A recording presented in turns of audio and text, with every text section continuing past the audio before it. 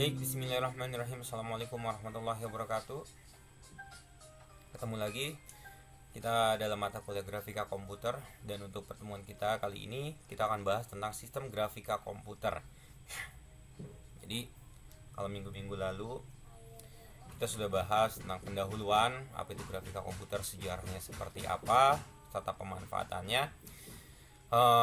Minggu kemarin kita juga sudah bahas tools yang digunakan, yang akan kita gunakan artinya ke depannya, yaitu processing. Dan kali ini kita akan bahas tentang sistem grafika komputer yang pada umumnya, jadi sebetulnya masih sifatnya masih general. Baik, overview-nya pertama kita akan bahas tentang teknologi display, karena bicara tentang grafika komputer itu bicara tentang grafis, yaitu teknologi komputer yang berbasis grafis. Pastinya kita akan banyak membahas tentang teknologi display, dan yang akan kita bahas di sini justru teknologi display yang lama.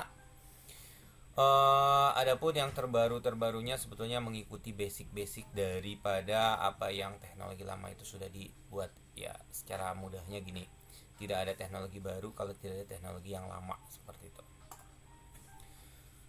Kemudian macam-macam dari display, ada raster scan display, ada random scan display, ini pun harus kita ketahui.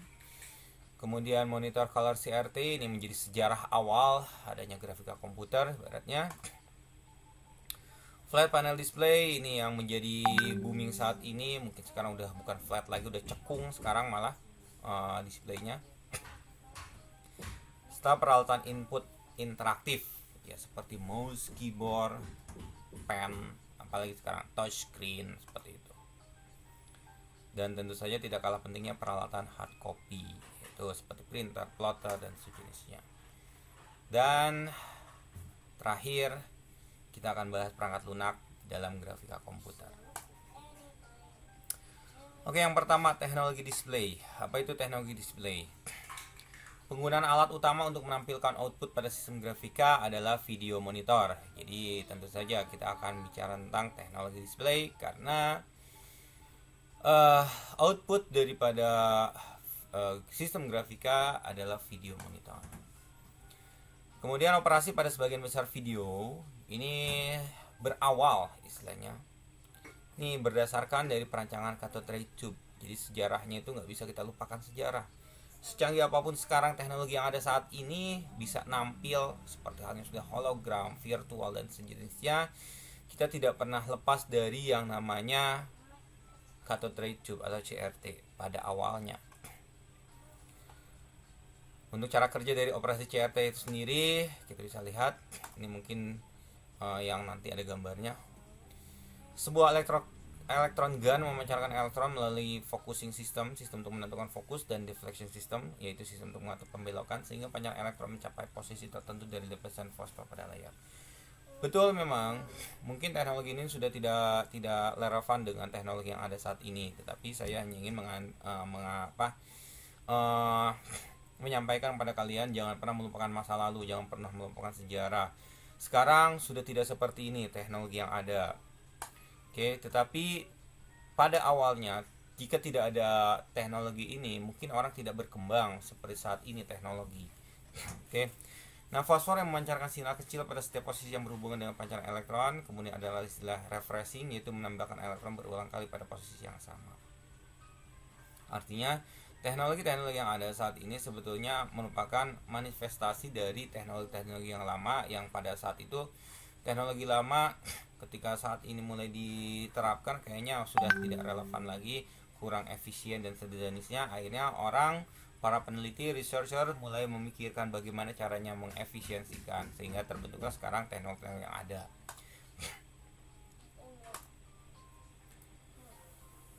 Kemudian ada istilah focusing system. Focusing system pada CRT diperlukan untuk mengarahkan pancaran elektron pada suatu titik tertentu dari lapisan fosfor. Kemudian pengaturan fokus dapat dilakukan pada elektrik dan magnetic field. Ada lagi istilah resolusi, dan resolusi ini masih tetap digunakan sekalipun teknologi yang terbarukan masih tetap menggunakan istilah resolusi, yaitu jumlah titik per sentimeter yang dapat ditempatkan menurut arah horizontal dan vertikal, di mana resolusi ini kalau pada teknologi CRT ini tergantung tipe fosfornya, intensitas yang ditampilkan serta focusing dan deflecting sistemnya. Oke, ini gambaran dari monitor CRT. Ini siapa yang masih punya teknologi seperti ini ya sudah dimuseumkan mungkin.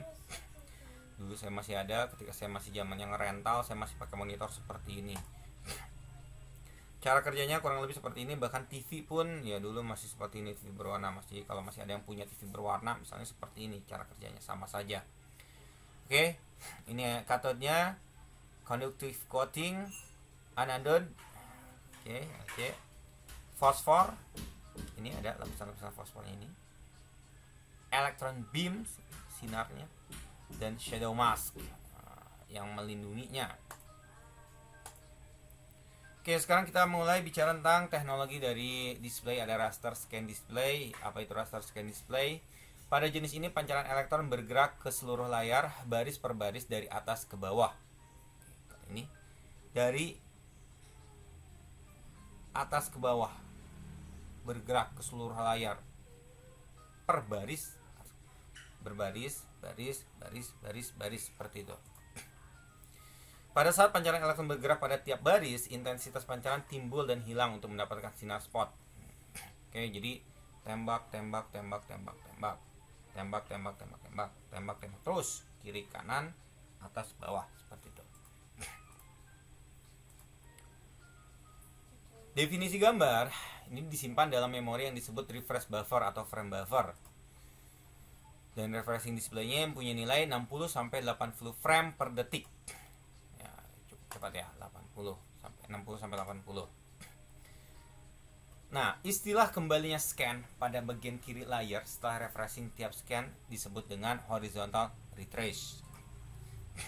Sedangkan pada akhir dari tiap frame 1/80 sampai dengan 1/60 tiap detik, ini pancaran elektron yang kembali ke atas disebut vertical retrace. Kalau horizontal gini,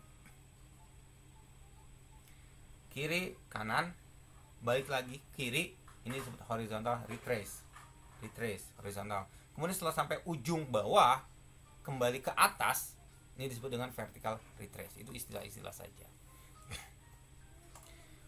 Berikutnya random scan display. Pada saat mengoperasikan unit random scan display, pancaran elektron diarahkan hanya ke bagian layar di mana gambar akan dibuat. Kalau yang raster scan display itu benar-benar scanning dari kiri atas terus sampai ada gambar, ini akan memberikan nilai yang berbeda. Tapi kalau random scan display udah ditentukan gambarnya di titik mana, di titik kiri atas, ya udah tembakannya ke titik kiri atas, seperti itu.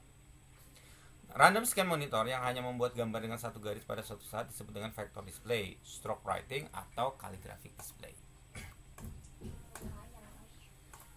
Adapun refresh ini tergantung dari jumlah garis yang akan ditampilkan. Sementara untuk definisi gambar ini disimpan sebagai satu blok perintah line drawing yang disebut dengan refresh display file. Dan untuk menampilkan gambar tertentu, setelah semua perintah gambar diproses, maka siklus sistem akan kembali pada perintah baris pertama, akan muncul lagi ke atas lagi.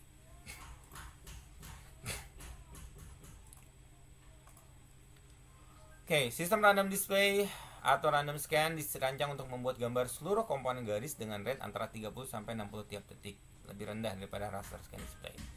Sistem dengan kualitas tinggi dapat menangani sampai dengan 100.000 garis pendek setiap refreshingnya. Oke, materi berikutnya kita bicara tentang monitor color CRT yang tadi, lanjutan yang pertama. Color CRT ini menampilkan gambar dengan kombinasi fosfor yang memancarkan sinar warna yang berbeda. Dengan menggabungkan sinar dari fosfor yang berbeda, maka tingkat dari warna dapat ditampilkan. Nah, ada dua teknik dasar untuk mendapatkan warna. Yang pertama ada beam penetration dan yang kedua dengan shadow mask. Kalau beam penetration ini digunakan untuk menampilkan gambar berwarna dengan random scan monitornya hanya fosfor merah dan fosfor hijau saja. Hanya ada dua, merah dan hijau. Sementara kalau metode shadow mask ini biasanya digunakan pada raster scan system termasuk TV, di mana warna yang digunakannya ini lebih bervariasi, yaitu dia menggunakan warna merah, hijau, dan biru, red, green, blue. Sehingga pewarnaan menggunakan shadow mask ini jauh lebih bervariasi, lebih banyak pewarnaannya dibandingkan pakai beam penetration. Berikut adalah contoh atau gambar dari monitor color CRT, di mana di sini ada kontrol elektronnya. Ini pewarnaannya red, green, blue-nya. Adapun flat panel display yang saat ini sudah mulai booming, bahkan sekarang udah bukan flat lagi, cekung malah. Ini sejarahnya mulai dari flat panel display terlebih dahulu, ukuran lebih tipis daripada CRT pastinya. Digunakan pada TV dengan ukuran kecil, dulu digunakan untuk kalkulator, komputer laptop, dan lain sebagainya. Dibagi menjadi dua kategori, ada emissive display dan ada non-emissive display. Untuk yang emissive display, ini mengkonversi energi listrik menjadi sinar. Contohnya plasma panel, light emitting diode atau LED. Sementara yang non-emissive display ini menggunakan efek optik untuk mengkonversi sinar matahari ataupun sinar dari sumber lainnya ke dalam pola grafik. Contohnya adalah liquid crystal display atau LCD. Ada lagi istilah plasma panel. Plasma panel ini dibuat dengan mengisi ruangan antara plat kaca dengan gas. Biasanya gas yang digunakan gas neon. Definisi gambar disimpan dalam reverse buffer dan tegangan menyebabkan refreshing pixel pada posisinya sebanyak 60 kali tiap detiknya. Sementara kalau untuk liquid crystal display atau LCD, ini non-emitternya ini menghasilkan gambar dengan meneruskan sinar dari sekitarnya atau dari sinar di dalam yang menembus material liquid kristal. Makanya kalau yang pernah membongkar LCD itu ada cairannya. Di kacanya itu ada cairannya, di lapisannya itu.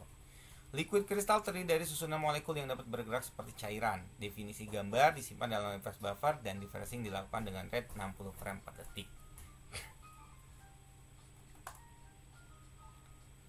Oke, ini monitor plasma contohnya. Monitor LCD, monitor LED-nya belum ya, tapi gambarnya kurang lebih berbeda lah. Kemudian ada touch screen. Berikutnya peralatan input interaktif. Beberapa macam input interaktif melengkapi sistem grafika, yaitu keyboard, misalnya untuk memasukkan karakter atau string, locator untuk mengenali posisi ataupun orientasi, contohnya mouse, joystick, glove, light pen. Ada juga pick, ini untuk menyeleksi entity suatu tampilan. Ada juga choice untuk menyeleksi dari suatu action atau pilihan yang tersedia. Misalnya peralatan button pada tablet dan mouse, peralatan choice digunakan untuk memasukkan perintah atau pilihan menu pada suatu program grafik. Contohnya input interaktif pada scanner, barcode, misalnya QR code sekarang, fingerprint, dan lain sebagainya. Kemudian untuk peralatan hard copy, ini format output dari hard copy dapat bermacam-macam, misalnya kertas, film, transparansi, apalagi, dan lain sebagainya, macam-macam. Dan tentu saja ini berbeda-beda alatnya. Nah, kualitas gambar yang dihasilkan tergantung dari ukuran dot per size-nya dan dot per inch yang ditampilkan. Contoh peralatan hard copy misalnya printer dan plotter. Oke, berikut gambarannya kurang lebih seperti ini. Dan ini plotter, printer ukuran gede. Terakhir, perangkat lunak grafika. Perangkat lunak grafika terdiri dari dua macam. Yang pertama adalah perangkat lunak untuk pemrograman, di mana pemrograman grafika dilengkapi dengan fungsi grafik yang dapat digunakan pada bahasa pemrograman tingkat tinggi, misalnya C, Pascal, Fortran yang lama, sekarang C++, Python, PHP ini pun juga bisa digunakan, Java bisa. Yang kedua, paket aplikasi khusus, yaitu paket aplikasi library atau khusus misalnya GL, Graphic Library. Ada dua yang dikenal. Yang pertama OpenGL, ini berbasis open source, dan yang kedua DirectX, ini berbasis Microsoft. Dua jenis inilah yang membedakan.